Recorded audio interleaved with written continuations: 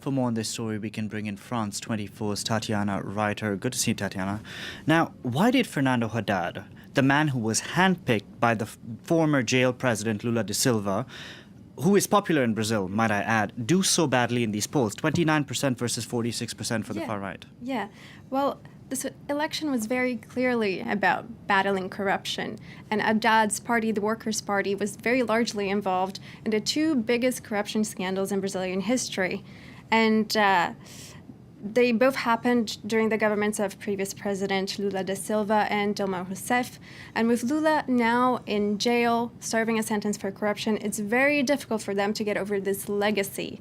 Interestingly, though, the strategy that was supposed to help Haddad win over voters who usually vote for Lula ended up hurting him. And that was the slogan, Haddad is Lula. So they really failed to renew the image of the Workers' Party, and they didn't even attempt to do so because they wanted to keep Lula as the presidential candidate until the very last minute. They gave Haddad only a month to campaign, which is clearly not enough for someone who was virtually unknown until, he was nominated, and also who does not have the charisma that Lula had to appeal to the masses. Yeah, it seemed like a vote for Lula, as you said, was a vote for Haddad. Now, how are the candidates going to change their strategies between now and the end of the month for the second round? So I think this question concerns mainly Haddad, particularly because he did so poorly.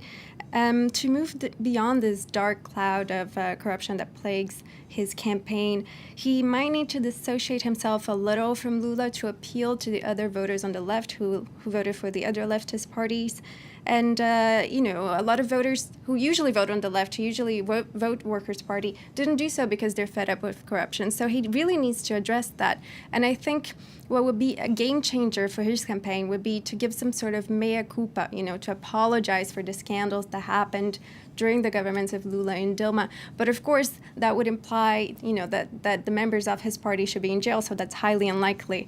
But he's also going to have to change his approach to the economy and show himself more as a centrist to appeal to those who are on the center-right and undecided.